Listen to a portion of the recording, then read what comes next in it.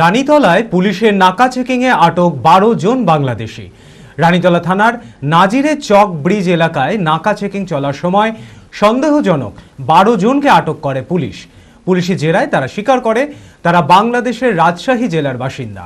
অবৈধভাবে ভারতে প্রবেশ করে চেন্নাই, মুম্বাই, কেরল, বেঙ্গালুরু সহ বিভিন্ন রাজ্যে পরিযায়ী শ্রমিকের কাজ করত। ১২ জন বাংলাদেশিকে আটক করে লালগোলা হোল্ডিং সেন্টারে পাঠানো হয়েছে।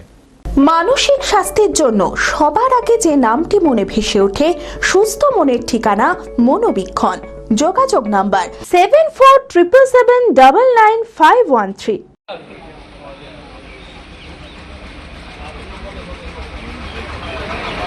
রানীতলা থানার নাজিরের চক ব্রিজ এলাকায় নাকা চেকিং চলার সময় সন্দেহজনক ১২ জনকে আটক করে পুলিশ।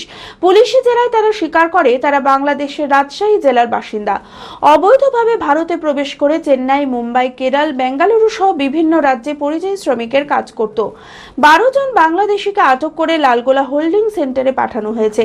কিভাবে তারা বাংলাদেশ থেকে ভারতে প্রবেশ করেছিল, এর সঙ্গে কোনো দালাল চক্র জড়িত আছে কিনা তা খতিয়ে দেখছে রানীতলা থানার পুলিশ। B care institute of management and technology ভর্তি চলছে civil, mechanical, electrical, electronics and telecommunication engineering কোর্সে। শিক্ষাগত যোগ্যতা: প্রথম বর্ষে ভর্তির জন্য মাধ্যমিক পাস এবং দ্বিতীয় বর্ষে ভর্তির জন্য বিজ্ঞান বিভাগে উচ্চ মাধ্যমিক পাস অথবা উচ্চ মাধ্যমিক ভোকেশনাল পাস। খুবই অল্প খরচে পড়ার সুবর্ণ সুযোগের সাথে রয়েছে স্কলারশিপের ব্যবস্থাও। রয়েছে বাস পরিষেবা ও হোটেলে থাকার ব্যবস্থা। আইটিআই পাস ছাত্রছাত্রীদের দ্বিতীয় বর্ষে সরাসরি ভর্তি চলছে। মেধাবী ও আর্থিক দিক দিয়ে পিছিয়ে পড়া ছাত্রছাত্রীদের জন্য রয়েছে 20% বিশেষ ছাড়। ঠিকানা NH 34 এর কাছে, কানফালা, নবগ্রাম, মুর্শিদাবাদ।